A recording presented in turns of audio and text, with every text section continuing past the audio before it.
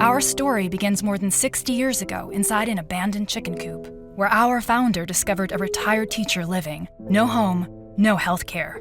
So she said no to this injustice and yes to transforming lives. It's this drive, this compassion, that inspired AARP. Today, we empower people to choose how they live as they age. As a wise friend and fierce defender, we advocate for better health, financial security, and stronger communities. AARP, join us in making a difference.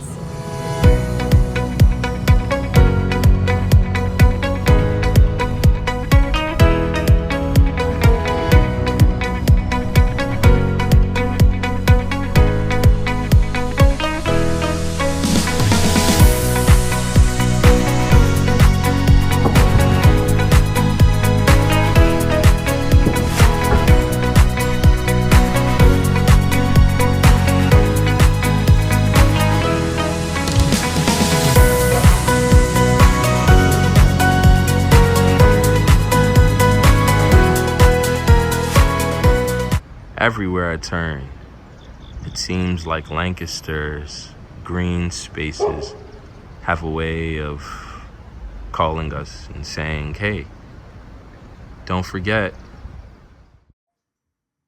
As Emerson said, Lancaster is a green city with urban parks, plants that in the ground and hanging from baskets, pocket gardens behind historic homes. It's a sign of the love that Lancaster has for nature. It's a reflection of the people. The people are love. The amount of love that I have gotten, all I know is God made people with love. This is a reflection of the people. How much love I can show them in a glance. One glance. The tree of live music. In addition to her work as an artist, Kay is a fan of natural remedies made from plants and herbs, as she explains to Emerson. How is the ginkgo biloba used? Is it the I use powder form. Everything I do is in powder form. I don't, and vegan capsules. Everything is on the paper. All right, everything. Okay. Okay. Lancaster has a long history as an agrarian economy since its founding in 1730. Today, in 2024, the city has community gardens, raised beds on the grounds of the police department to help feed hungry people.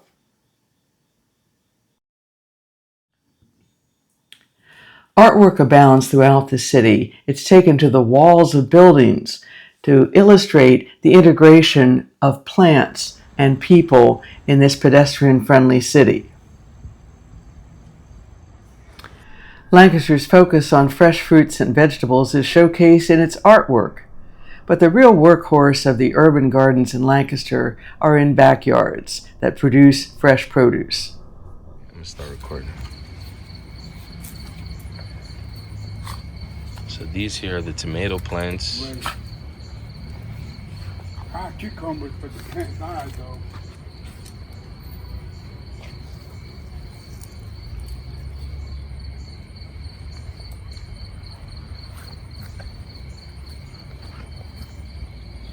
I don't know whether they have some ripe ones or not, because my son took them all. Probably got one or two there like that. Yeah, see the tomatoes. Right over here. Oh yeah, we have one right here. I see one ripening tomato. There we are. You got the, so you can see right there, those are the ones we make sofrito with. Yeah. And do you wait until it gets red like that? Well, you can pick them green. Yeah, they don't have to be red. Oh yeah, because in fact Yeah, the sofrito, right. So- that's So right here, as you can see, this is another different plant. This here is a big. See this? Look. See how big they are?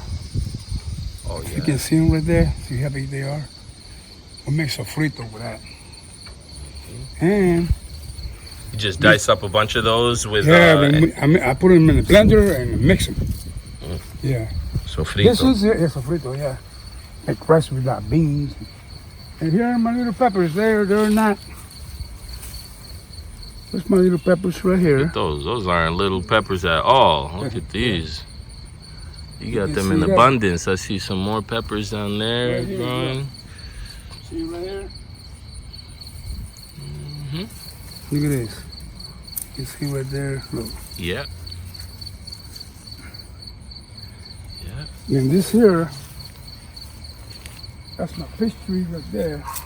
Peach tree. Yeah, a friend of mine gave it to me. Wow. Look at this peach tree. September.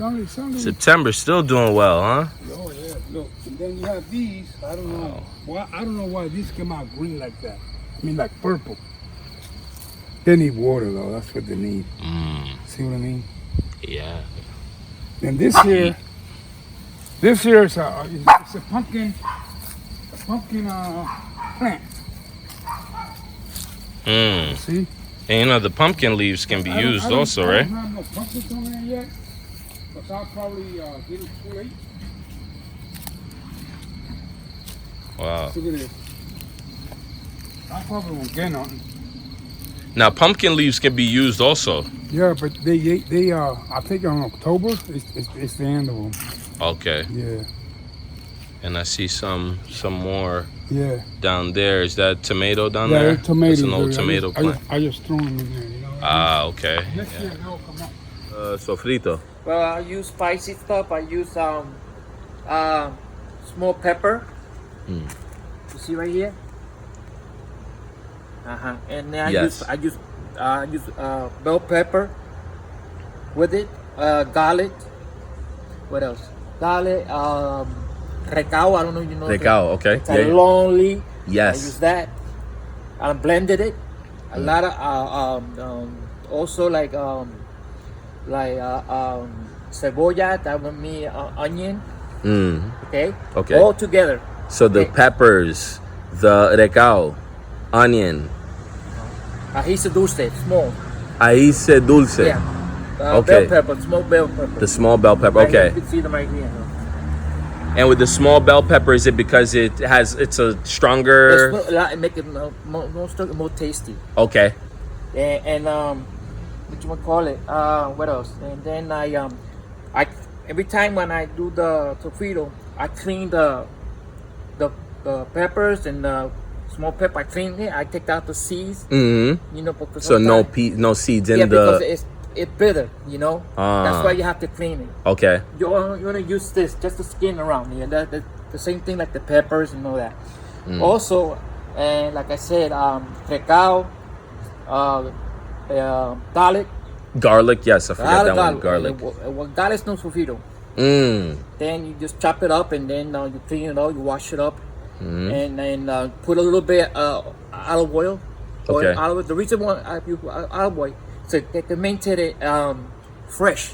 It won't get spoiled, so it helps to make it fresh. So it preserves it. It preserves it, yeah. And you said you can't have sofrito without garlic. Yeah. You could do without it, but in my experience and other people, you have to put olive oil. Don't use other oil. It's olive oil. Olive oil. Yeah. Okay. To maintain it fresh.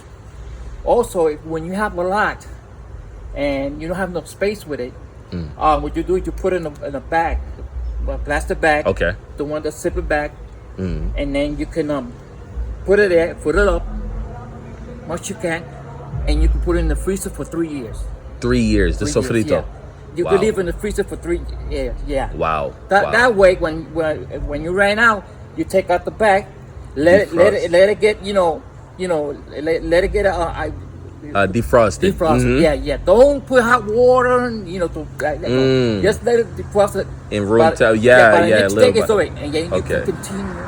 You put it in a bowl, in a glass bowl. I use back. I use the when I don't use, what do you call it, the plastic one. Plastic bowl, container. I don't use that one. I use the glass one.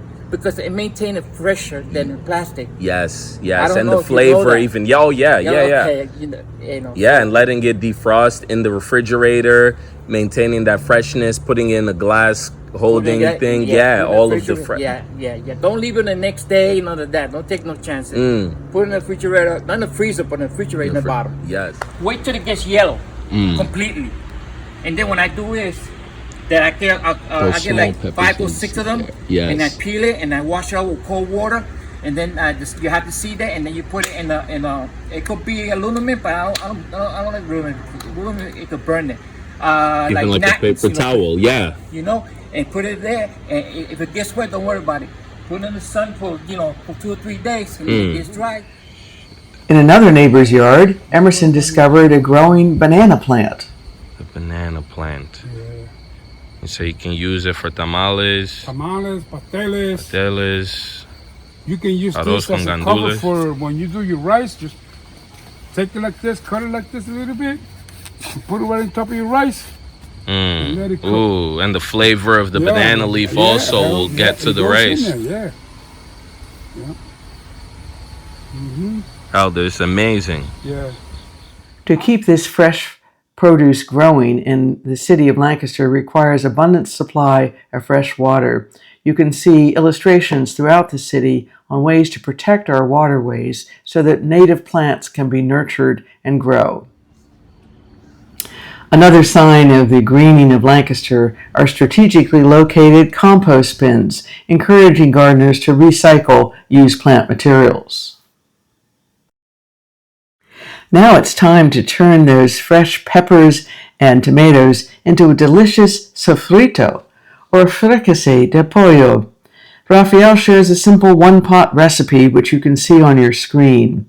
He shares that sofrito is the main part of the fricassee. You can download the recipes from the chat.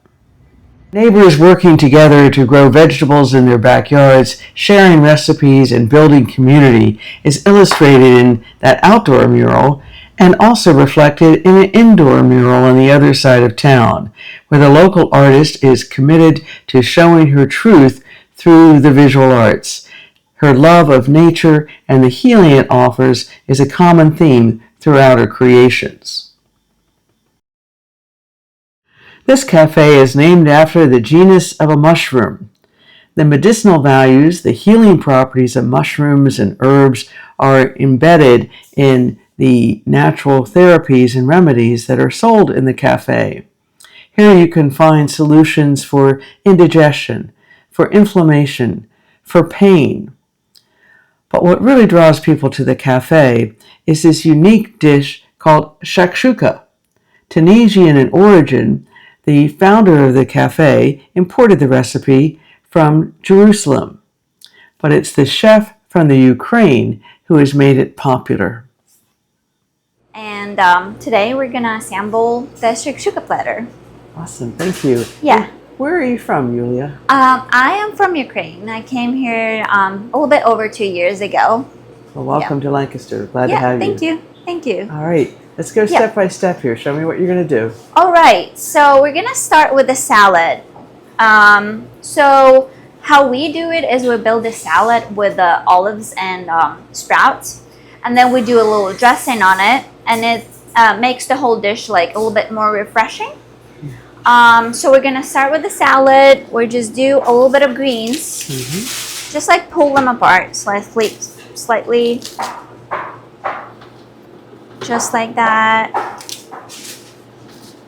Nice and crunchy. Then what I like to do is to make a little nest from the sprouts. So it's gonna look like a little bird nest. And then we are going to put here a couple olives and just season them nicely with our house-made sauce.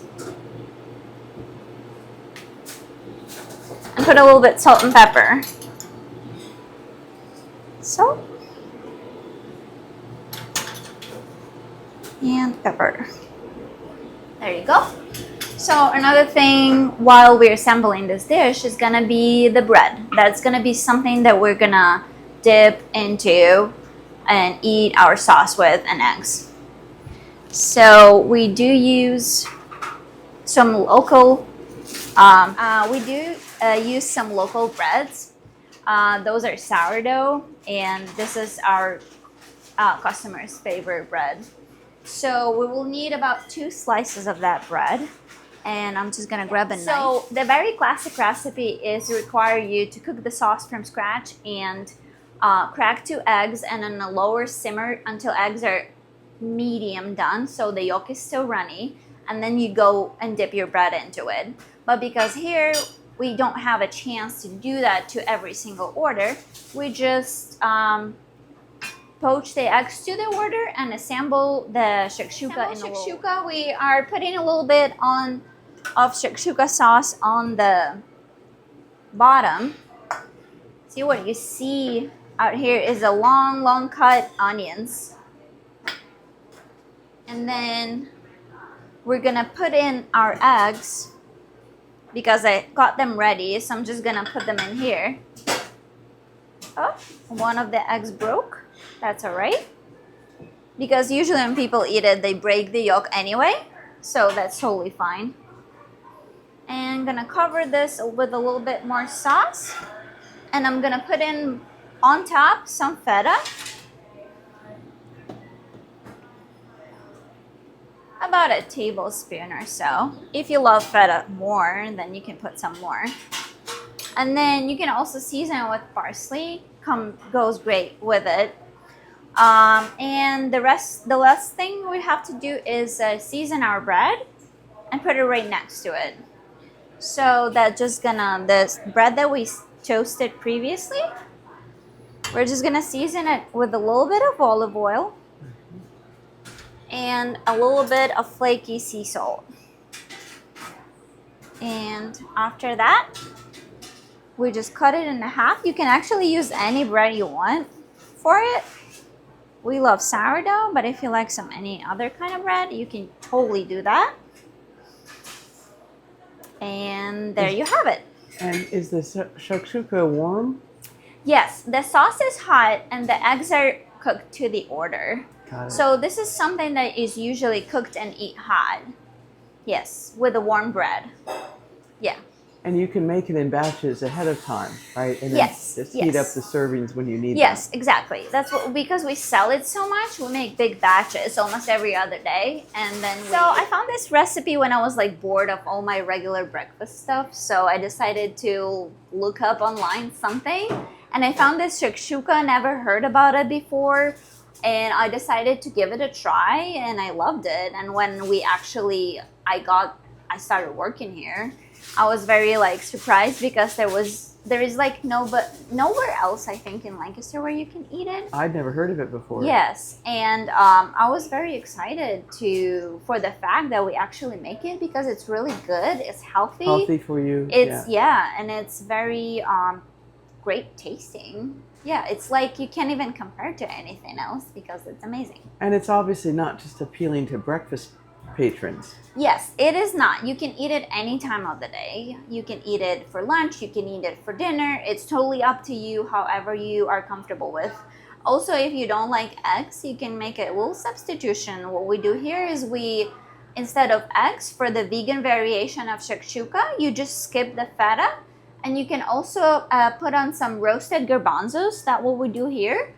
Up to your liking. Yeah, up to your liking. You can also do if you like beans or something like that.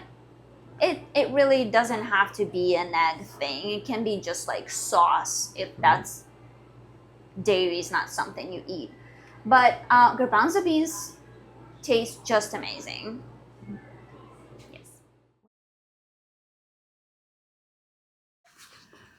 To make the shakshuka, you want to start with hot sauce to taste, 2 tablespoons olive oil, 2 teaspoons tomato paste, 2 large red peppers cut in 1/4-inch slices to fill 2 cups, 4 cloves garlic finely chopped, a teaspoon of ground cumin, 5 large very ripe tomatoes. You can substitute canned if you don't have fresh ones available.